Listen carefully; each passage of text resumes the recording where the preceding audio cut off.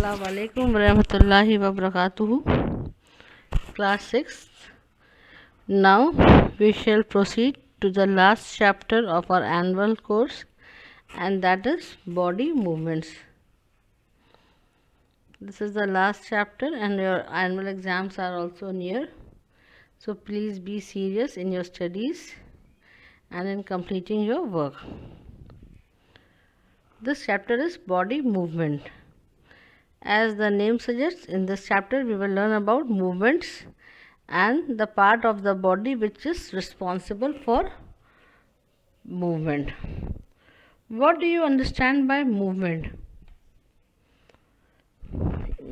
In common sense or in common language, you say that movement means moving from one place to another. That is movement in common language.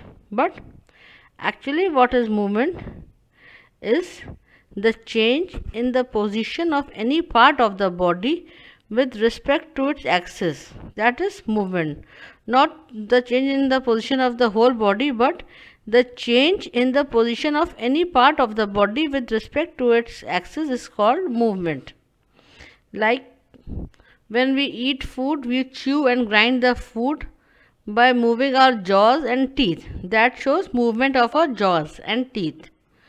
Similarly, our heart contracts and expands to circulate blood to all parts of their body. That is the movement of the heart.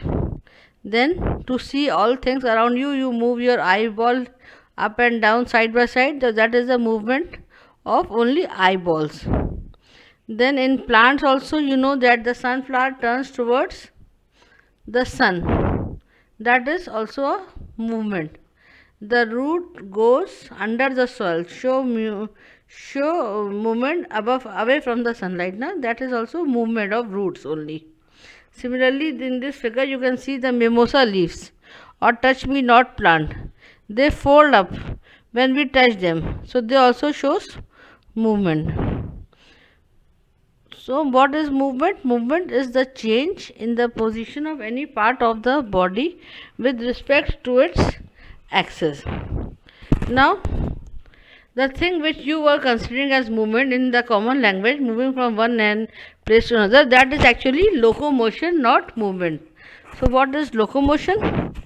The movement of the whole body of an organism from one place to another is called locomotion. Like all animals shows locomotion, plants do not show locomotion. Plant shows movement. Some move towards the light, some parts move towards the light, some parts move away from the light. The plant shows movement, and animal shows both movement also and locomotion also. When we are running, when we are walking, our whole body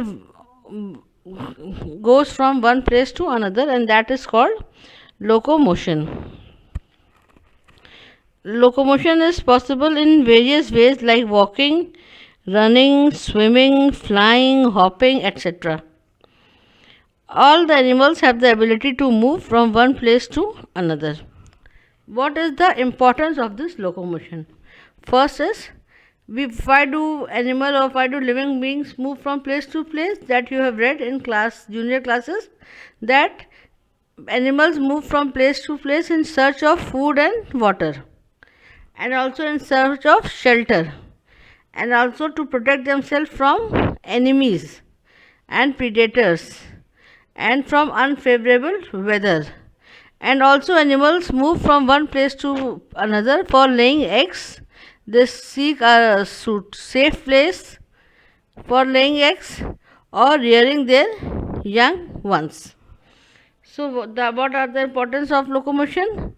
Locomotion helps animal in several ways, like it helps them to find their food and water, protect themselves from their enemies and predators, move from an unfavorable environment to a favorable environment, and finding suitable place for laying egg.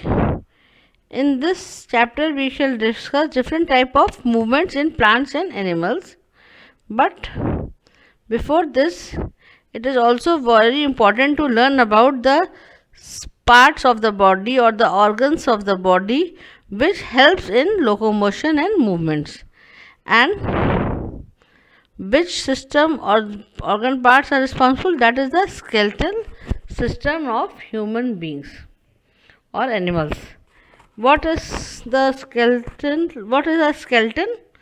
A skeleton is the framework of all the bones in our body. That is called a skeleton. And you know, an adult human has how many bones? Yeah, an adult human has 206 bones. But a child has more bones than an adult human, approximately 300.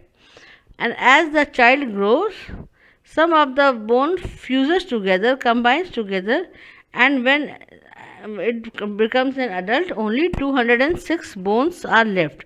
So, an adult human has 206 bones. Then, how do we know the shape of these bones or the human body? We can know the shapes by feeling them. And another way, you must have heard the name of X-ray. You have seen an X-ray image? Sometime when a person is sick, doctor suggests for X-ray, na? What is X-ray? X-ray is an image. X-ray image is inside the skin. What is happening? That is X-rays. It gives the figure of the bones. You must have seen X-ray images. Now, what are the functions of the skeleton? See, in this picture you can see a skeleton. This is the picture of a skeleton. This is all the bones of a human body. This is head, then the shoulders, then the arm bones, the leg bones. All this is a human skeleton. This is the framework of our body. On this framework, our muscles and skin is covered. This is the framework of our body. Then what is the functions of the skeleton? First function is it gives supports to the body and also shape to the body. The skeleton gives shape and support to the body.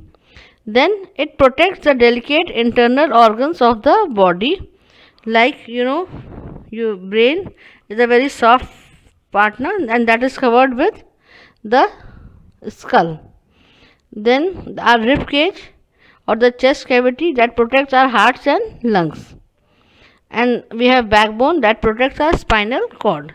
So the second function of skeleton is it protects the delicate organs of the body.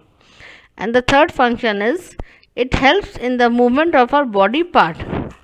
It helps us to stand, run, walk together with the help of muscles. So these are all the functions of the skeleton. Now parts of the skeleton. Our skeleton has 5 parts, that is skull, spine, rib cage, limb bones and girdles. Now we shall discuss about the skull. You know what is the skull? Skull is all part which is above our neck, that is our whole face and brain.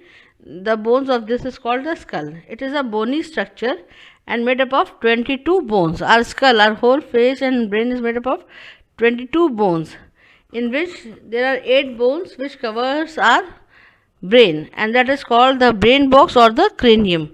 And there are 14 bones which form the shape of our face. And all these bones are immovable except the lower jaw.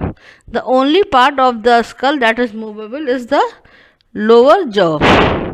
It helps us to chew food and to speak. And what is the work of the brain box or the cranium? It encloses and protects our brain. So there are 5 parts in the skeleton, in which we have read is only the skull today. In the next period we will cover other parts of the skeleton. This is all for today's lecture. Okay, revise your lesson.